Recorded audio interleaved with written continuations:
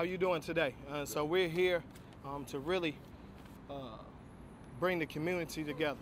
As you can see, we have clergy and religious leaders. We have protesters from Ferguson, from Von Derek Myers to Mike Brown to Mansur Ball Bay. We also have community leaders. And so we wanted to bring the community out.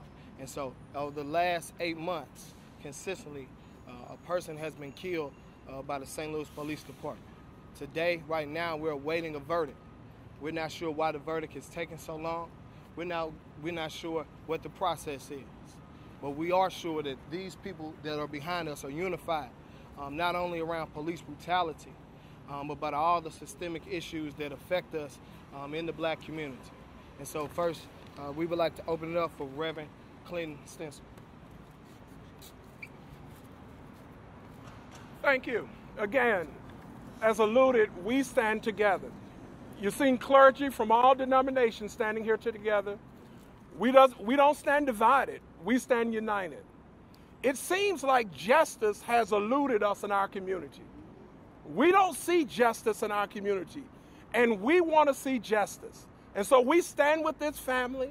We stand in solidarity. We're asking the community to stand with us.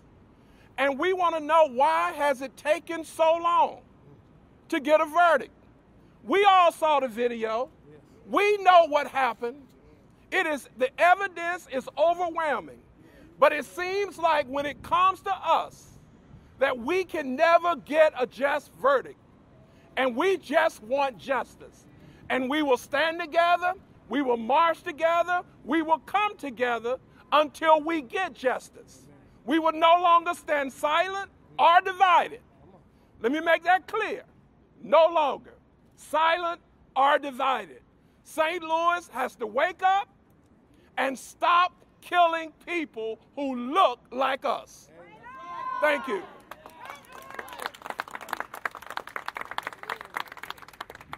Next up, we will have Reverend E.G. Shields, Jr. We've come today to try to bring unity to our community.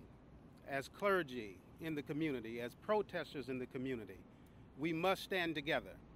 It has been rightly said before, divided we will fall, but united we will stand.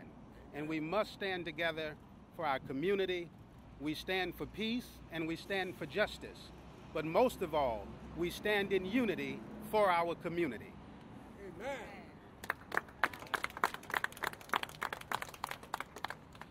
Next up, we will have Reverend Jimmy Brown.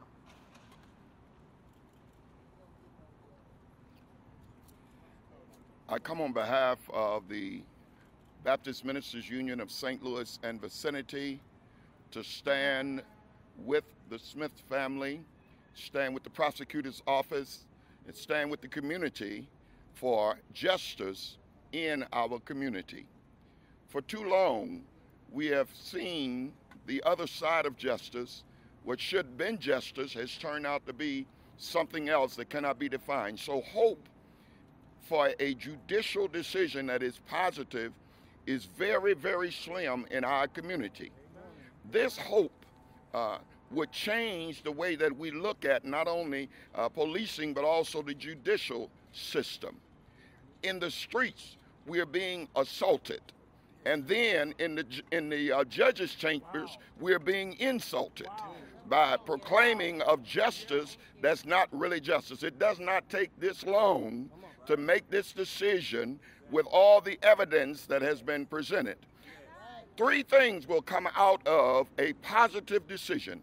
And we believe we have an honorable judge, and we're calling for a positive decision. One of the things is the restoration of hope in the community for the possibility of justice in America.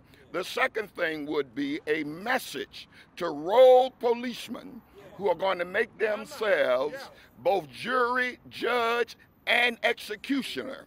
We are calling that these people would be stopped, because in most of the municipalities, the leaders of the municipalities know who they are. And if this judge rules in the right way, it would make them look, I think, a different way at those that they know are rogue policemen in our community. And then thirdly, I believe it will inspire those police officers and those community leaders who are for right to stand for right because he knows there's somebody in the judicial system is standing for right. Even though this is this judge's last decision, I would pray that it would be a decision that would have a lifelong impact on our community. A positive decision would be seismic in its proportion for our community because we have not seen proper justice in our community. Let justice reign.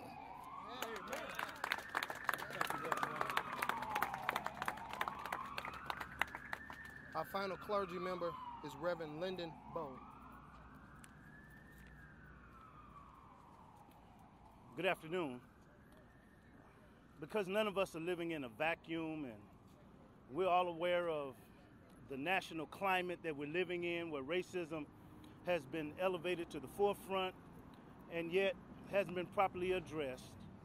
Because we've watched so many mothers bury their children, turn to the court system for justice and fail to get it. Because we watched time after time the legal system fail our community, we've come together. And we've come together to say to this city and to those who are responsible for issuing out justice that the time has come for justice to prevail. We stand with the mother of Anthony Lamar Smith. We stand with his family. We stand with this community to say that this time we're looking for justice and that we won't stop marching, we won't stop protesting. We will not silence our voices until justice has been had. As has already been stated, it doesn't take this long for anybody to render a verdict based upon the evidence at hand. If I were to threaten any one of you to say that I'm going to kill you, they could take me to jail and I would be convicted just on my words. Yes. This officer stated what he was going to do, and less than 2 minutes after making that statement, that young man was dead. And what we're saying is that enough is enough. And we're not going to stand silently. We won't stand idly by and watch this continue to happen. Our hope and our prayer is that justice is served by this judge, and let's do it soon. God bless you and thank you.